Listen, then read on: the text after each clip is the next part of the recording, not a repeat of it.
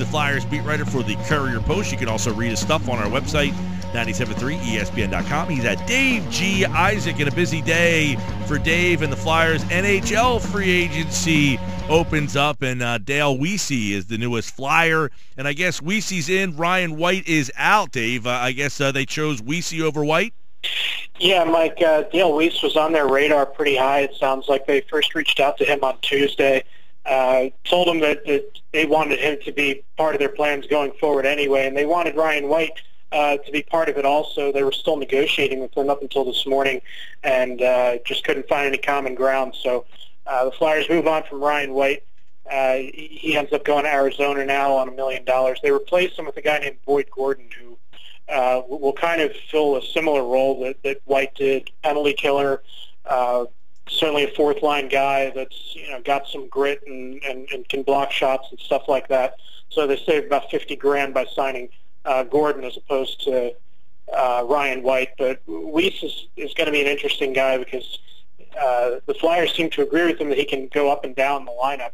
A right winger that had some goals this past year, and they're hoping he can pitch into their depth. He's certainly not going to be the sniper, the big time goal scorer that they were looking for, but he's kind of one of those middle of the rank depth guys that should be able to help them going forward.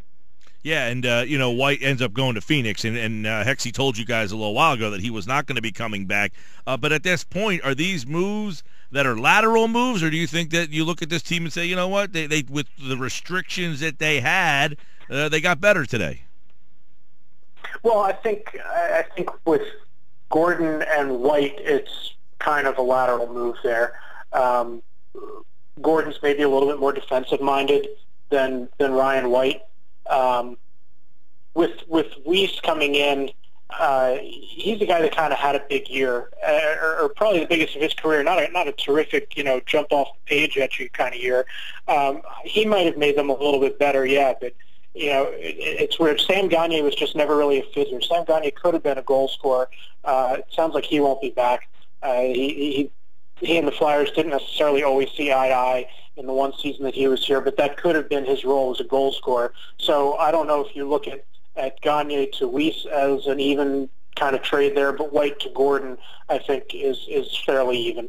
Hey, Dave, I believe that these moves also make the Flyers a lot bigger in the lineup. You get some size at 6 foot. Dale Weese's 6'2", 205, and Gordon's up there. He's a 6 footer, 6'1". So they got some size, which is what I think what the Flyers needed most.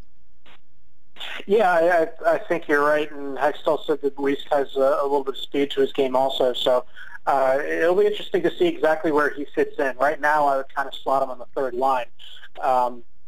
Obviously the Flyers still have to sign Braden Shen, but if anybody was looking today for them to sign a big-time scorer, it's not going to happen. No, and that's something that they've kind of been lacking. So if they can't add that scorer, what measures do they take to take that next jump from being an 8 seed to maybe moving up the up the food chain a little bit? Well, the first thing that needs to happen, and Ron Hextall's very confident that it will, is re-signing Braden Shen, because it's not the worst thing in the world if he ends up being your top-line left winger. He's proven that he can do that in spurts. Last year he was the most consistent he's been in his career, but he needs to take the next step in terms of consistency going forward. So that'll help if he takes a step forward just because he's a young guy and has another year of experience under his belt, another playoff series under his belt. That'll certainly help. But other than that, I mean, Ron Hextall said he'll continue to look at the market in terms of free agency, and I would assume that that's not limited to trading either. I think he would make a trade if he saw something that would work, but I don't know that it's necessarily a need that's going to be addressed right now.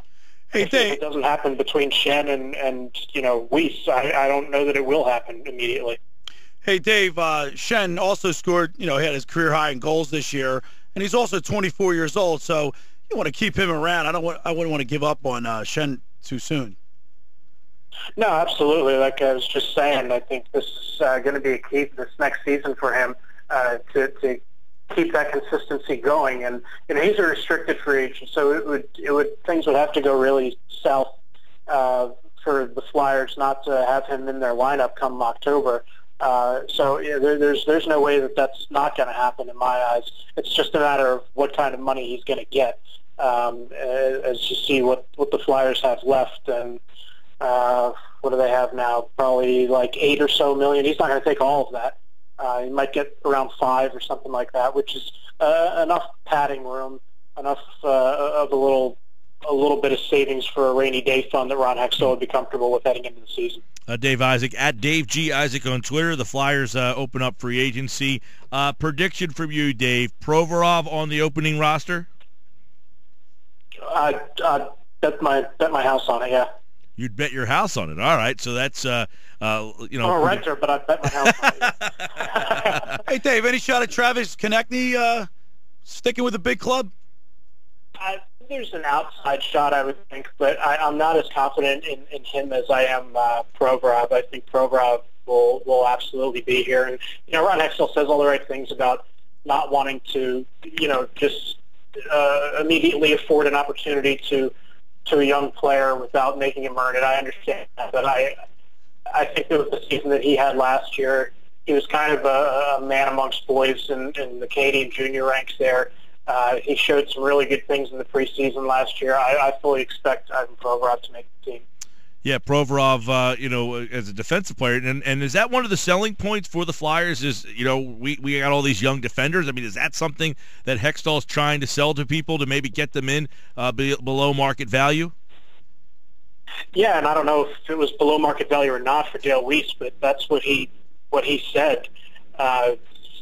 I'm quoting him here. They have a lot of good pieces that are there right now and coming in the next couple of years where we're going to be serious contenders in the division. So it certainly sounds like that young defense core is something that Ron Hextall's using to be a big part of his pitch when he's trying to get players to come play in Philadelphia. All right, we'll keep our eye on those young defenders because they got a lot of them. They've been stockpiling those guys Travis for a couple Schenheim, of years. right? Yeah, it's time to see some of them guys up here. Yeah, just like the Ghost last year. I mean, let's face it, Gostisbehere wasn't going to stick if Straight didn't get hurt, right? And Delzato, and look what happened with his season took off. So I mean, get these young guys up, Mike. Get them up, man. Get them up. Dave Isaac at Dave G. Isaac on Twitter as NHL free agency is open for business, just like the NBA. A lot of movement over there. What do you think of some of the moves so far, Dave? There's been some big trades. I mean, the trades the other day, that's, you know, Subban for Weber was just, I mean, that makes your jaw drop, you know. I still don't understand why Montreal did it, and I don't think there's many people in Montreal that understand why Montreal did it.